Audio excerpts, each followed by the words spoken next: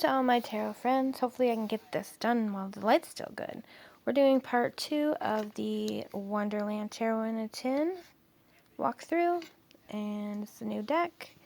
The little white book I have taken a look at while the other one was loading, and it's quite nice. So I'll just take a moment. Talks about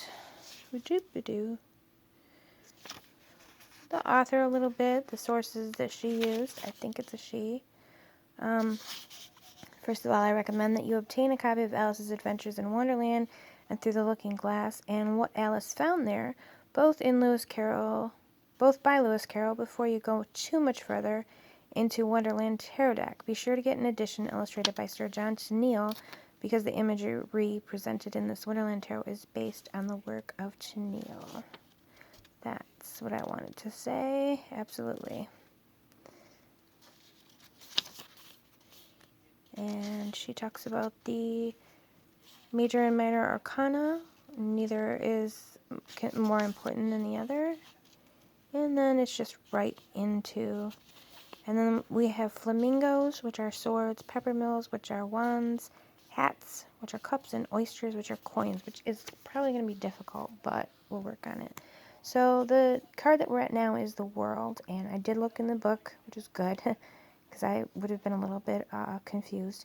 She's on the square. She's a few moves away from, this is from Through the Looking Glass, from becoming the White Queen. So she's about to reach completion and finish the game. So that's the World. Also, now, so that's all the way through the majors.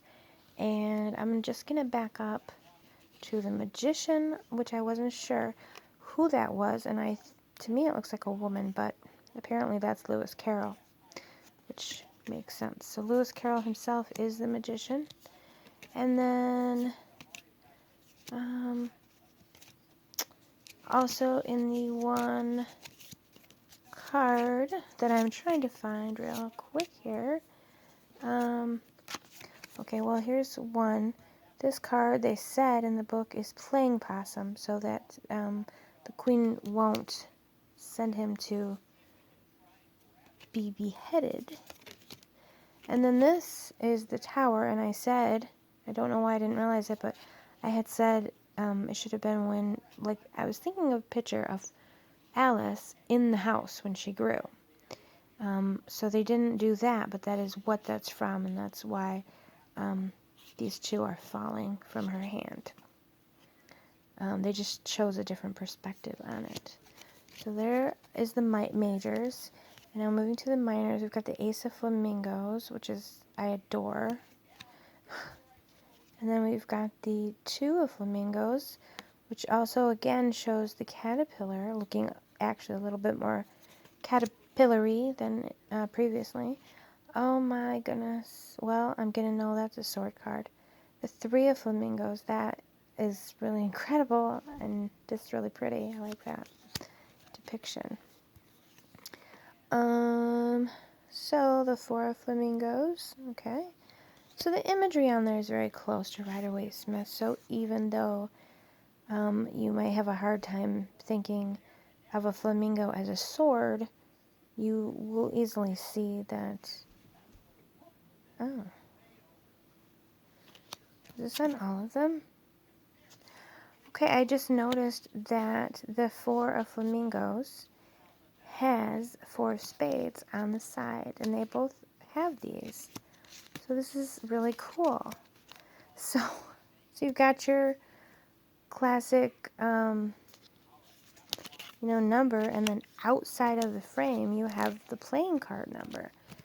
I'm going to look. Okay, the majors don't have anything on the outside of the frame. Oops. So that's just another little clue, and also it's cute that they used the playing cards because of the playing cards sort of playing into Alice in Wonderland the way that they do. So here is the Five of Flamingos, which would be your Five of Swords, and you've got the two walking away. And then you've got the Six of Flamingos. It's really great. I got all the way through like 5 before I realized that there was a playing card on the side. So if you wanted to, you could take up the majors and just play cards with these. That would be fun, and I would love to do that with my kids. So here's 7 of flamingos. And the way they're arranged, this card especially, to me, gives me a bit of a feel that's similar to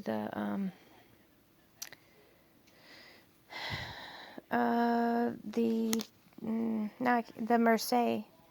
I don't know why, this just gives me a Marseille feel. Maybe it's this, actually. Okay, so here's the 8 of flamingos.